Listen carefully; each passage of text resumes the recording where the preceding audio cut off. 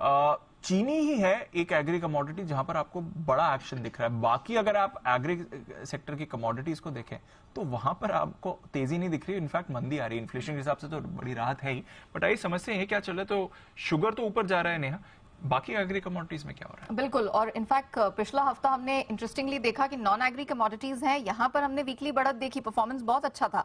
लेकिन agree commodities की बात की जाए, खासतौर से जितने ग्रेन्स हैं, आप गेहूं की बात कर लें, सोया कॉम्प्लेक्स की बात कर लें, खाने के तेलों की बात कर लें, एकाएक जो उनकी मजबूती है वो यहां पर गिरावट में तब्दील हो गई और आज तो हालत ज्यादा ही खराब है।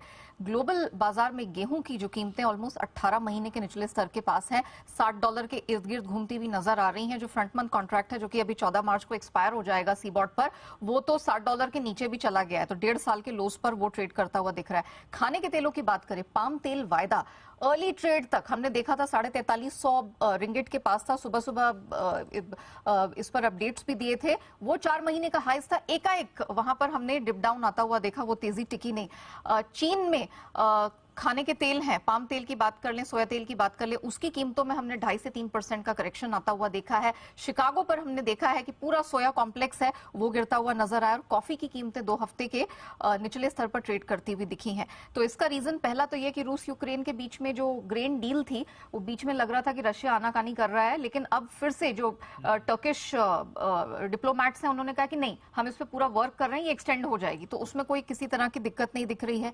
कच्चे तेल की कीमतों में थोड़ी सुस्ती हमने बनते हुए देखी है, उसका एक फैक्टर है अमेरिका में ब्याज दरों की बढ़ोतरी को लेकर जो लगातार फेड प्रेसिडेंट्स की तरफ से बयान आ रहे हैं, उन्होंने डराकर रखा हुआ है। और यही कारण है कि बहुत सारे जो फंड, कमोडिटी फंड्स हैं, उनको समझ नहीं आ रहा क्या करे, तो बहुत सारे पैसा भी निकल जा रहे हैं।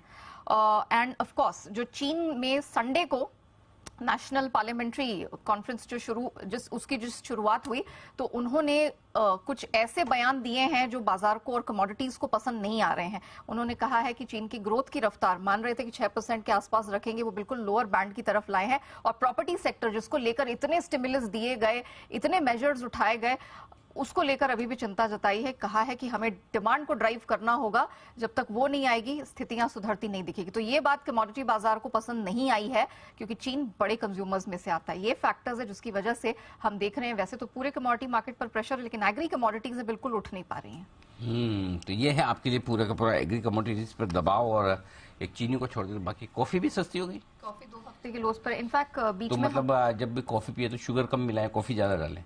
चीनी क्यों चाहिए, बिना चीनी हो इतनी महंगी होने वाली हेल्थ के पॉइंट हेल्थ के भी और वेल्थ के भी, जो महंगा है उसको कम इस्तेमाल करें, जो सस्ता है उससे ज्यादा।